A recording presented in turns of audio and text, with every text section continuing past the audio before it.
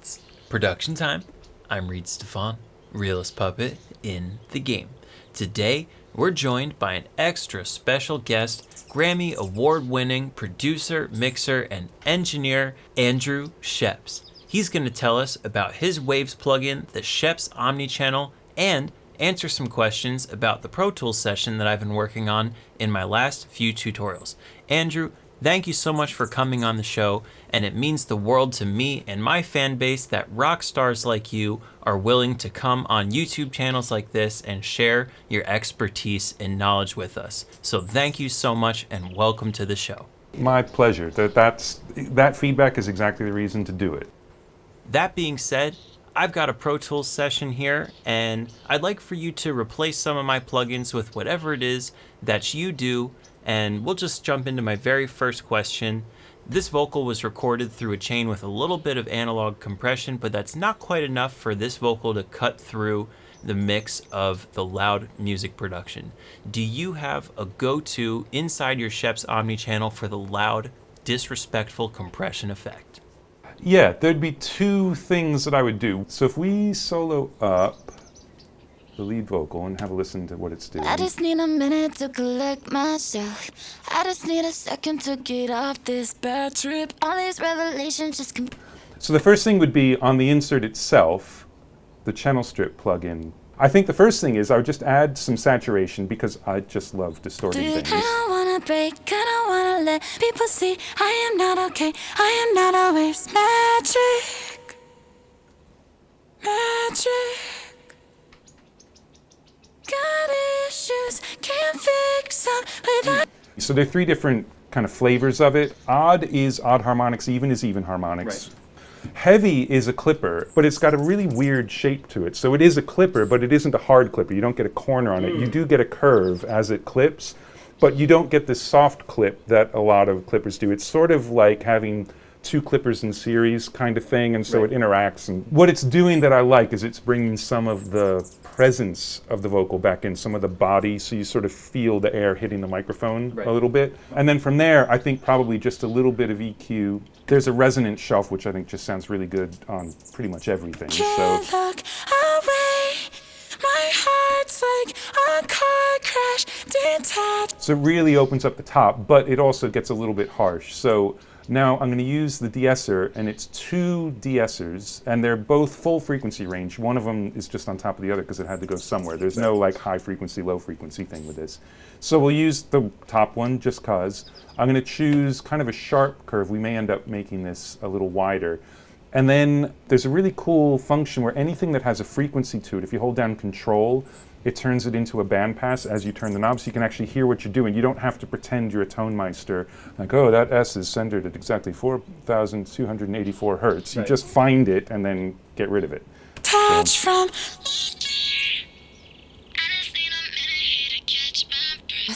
I just need a second to replace these bad dreams. Why I gotta be the one to lose my head? Always superstitious like it's Friday 13. I don't wanna break, I don't wanna let people see I am not okay. Showing all my bad habits. It's already pretty compressed. I don't know that I would compress more, but we will just cause, just to I don't see. wanna get emotional, but how do I suppress it all? I know that I can't fight water with fire. Too deep. Now, obviously, we're doing all this in solo, so it's easy to hear what I'm doing. This is more just to kind of show you the tools, then we'll drop it into the track and see if any of it's helping. I'm not going to bother compressing anymore here. And what we'll do is, do you already have a parallel set up for your vocals? Yep. Okay, and so you've already got an all buttons in. This is pretty much what I would do, Yep. is to use an all buttons in 1176 type thing, and then you've got a limiter just to keep the red lights off. I might not even do that, so we'll just see. And obviously we've been listening to that while we did everything else. So I even try, yeah, I'm emotional, acting like the tears won't fall, no. So you can listen to the T's in that acting, Acting like the tears won't fall. and without the limiter, they'll really start to pop out again. acting like the tears won't fall. Won't Which again in the track might be cool. So we'll just leave the limiter bypass, but that is exactly the sort of thing I would do. Because I think once you've got the vocal, especially with some parallel compression, it's usually loud enough in the mix that it controls the mix. So once I get the vocal right, there'll just be the tail ends of a couple of words or the way something is sung that you'll really have to take care of. But overall, yeah, I'm very lazy. I like to leave stuff static as much as possible. I call it efficient. I like your style. So we can move on to question number 2. The background vocals were recorded exactly the same way as the lead vocals. What would you do to help them not compete in the mix?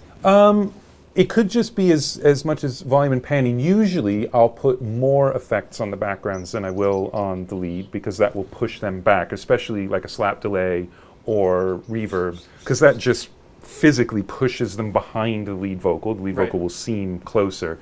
And then the other thing is just filtering. Like there's no reason for background vocals to have as much low end as the lead vocal, and possibly not even as much top end. So those would be the 2 things I'd try first. So get emotional, but how do I suppress it all?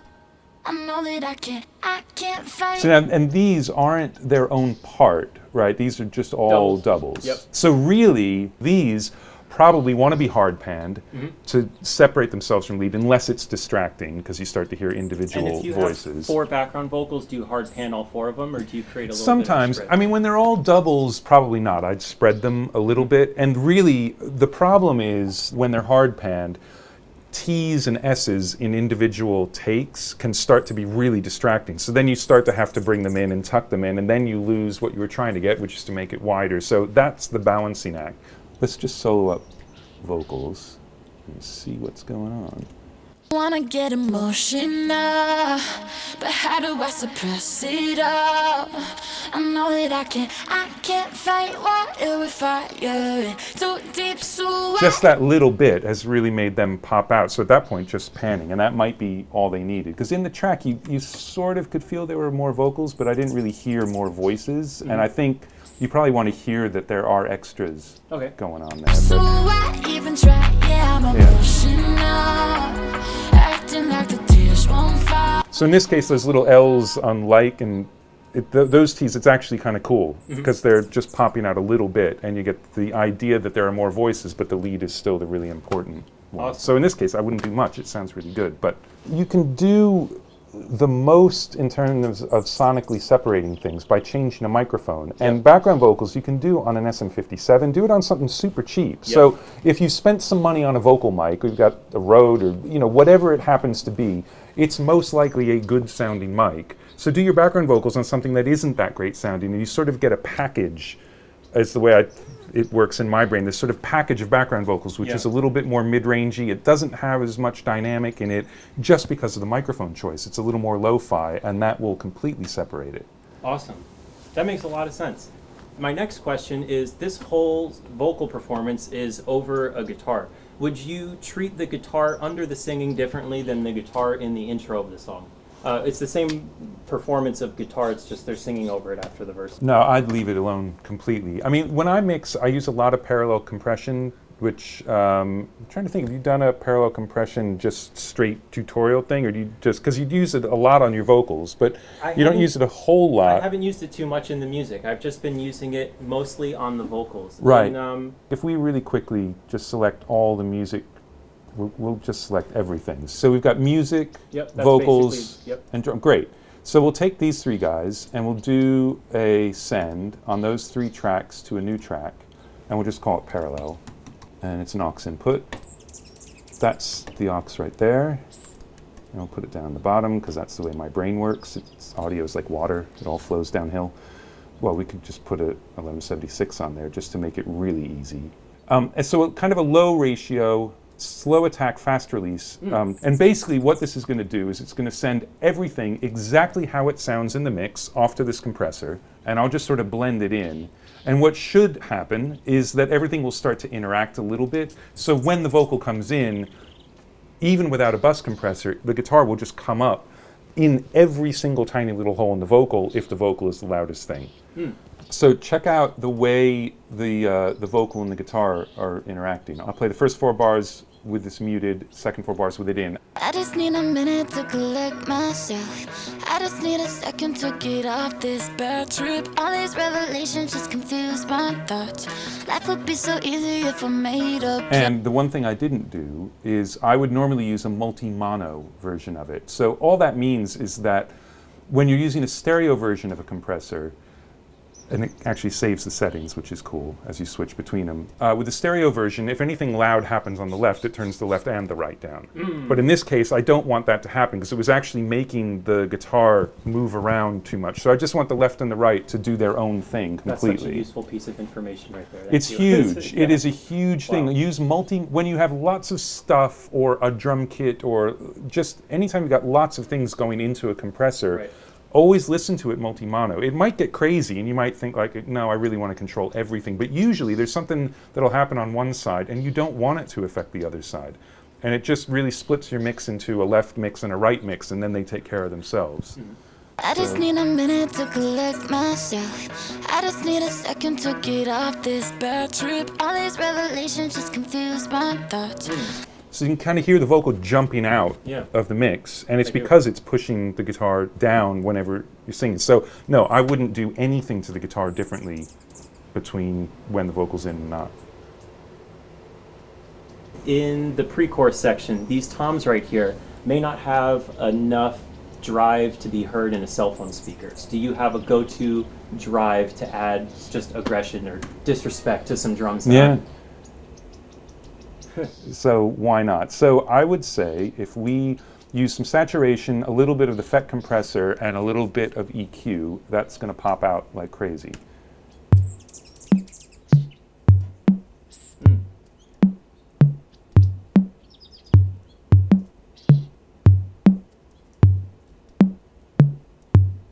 Much better. And you might think that you'd want to EQ in more of the low mids, but that's not what you really hear. You want that kind of mid-rangey, noisy part of it. So I'm going to add some, I don't know, somewhere around 2K or...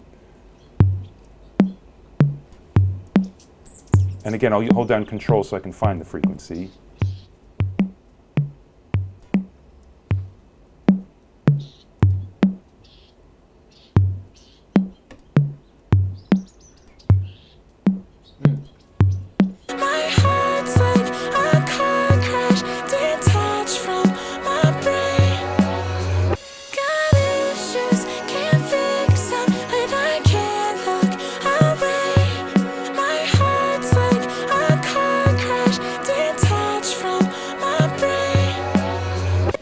And then it's just a trade-off of now, are they too aggressive? Do you back off on the compressor? Because it's not quite as nice as it was, but that's the general And is the direction. FET compressor just a general choice you make for percussive material? Or does it do something it's that you... kind of the noisiest one. The VCA is really clear. Okay. The Opto is slow. So I wanted something fast but with some grainy dirt on it, because that's the whole point. The more dirt there is, the easier it is to hear the mid-range, which is what you want. You want that thing to stick out, but you don't want to just crank it up because then it's going to start competing with other things. That's So- a really useful explanation of all the different flavors of compression that you have in here. Because I know myself included, we're kind of just switching through them, really wondering, okay, what exactly do I have to choose from here? Yeah, and the idea in this plugin in particular was to try to make it so you could just switch between the three, and the unified controls are close enough that it isn't just crazy. Because if you just had 3 different plugins, to get them to match where you could switch, it just takes a lot of time. Yeah, sometimes just to set up your A/B test is time Yeah, consuming. so we thought we'll spend a lot of time doing that, Yeah. and it's a real easy way just to go back and forth and kind of learn what they are too. All right, and my 6th and final question, as you said earlier, and as my viewers see me do all the time, parallel processing is such a major part of the process of mixing. Do you have any shortcuts within your Scheps Omni Channel to create some parallel effects? Yeah, but I don't actually use it this way very often. There is a wet-dry control on the compressor, so if you want to do a parallel compression thing, like we could take these toms and compress them way too much and then blend it in. So instead of backing off the amount of compression, you back off how much of the compression you're listening to. So.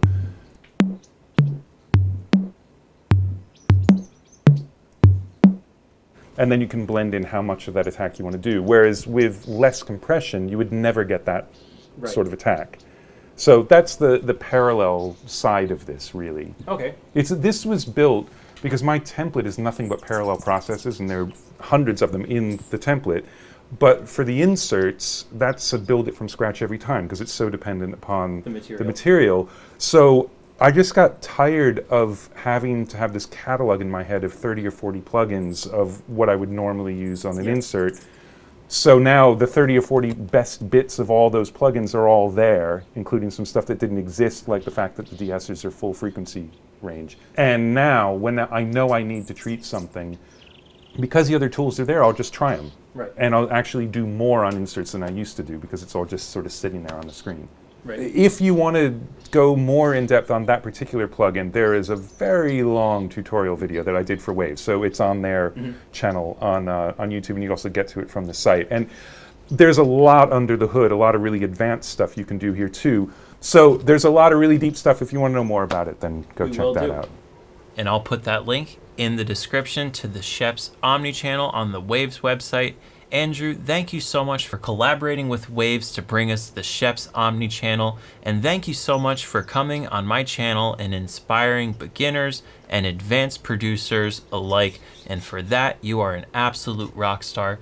Thank you so much for being a part of today's show. Yeah, excellent. Thanks so much. All right, thank you so much, and I'll catch you guys next time with another tutorial. Peace out.